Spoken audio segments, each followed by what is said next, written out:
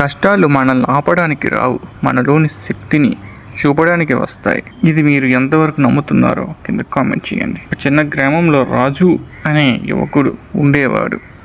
అతనికి ఎప్పుడు జీవితం ఎందుకు ఇంత కఠినంగా ఉందో అర్థం కాక బాధపడుతూ ఉండేవాడు.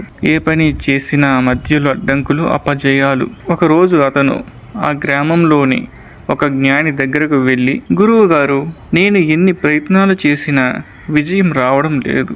ఎందుకు నా జీవితంలో ఇన్ని రాళ్ళు పడుతున్నాయి? జ్ఞాని చిరునవ్వుతో ఒక చిన్న రాయి తీసుకొని రాజుకిచ్చాడు.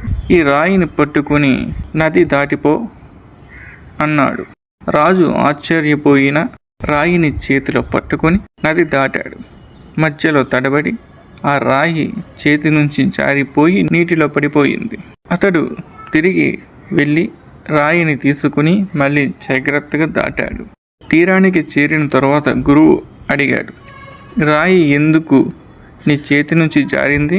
గురువు గారు, మొదటిసారి పట్టుకోవడమే బరువుగా అనిపించింది, కానీ రెండవసారి జాగ్రత్తగా పట్టుకున్నాను. అప్పుడే గురువు నవ్వి ఇలా అన్నాడు, అదే జీవిత సత్యం బిడ్డ. మొదటిసారి కష్టాలు వస్తే మనం తడబడతాం, రెండోసారి అదే కష్టాన్ని ధైర్యంగా పట్టుకుంటే విజయం సాధిస్తాం. రాళ్ళు అడ్డంకులు కావు, అవే మనకు బలాన్ని నేర్పే పాఠాలు. రాజు అర్థం చేసుకున్నాడు, జీవితం కఠినం కాదు, మన దృక్పథం తప్పే కఠినం. మీరేమంటారు?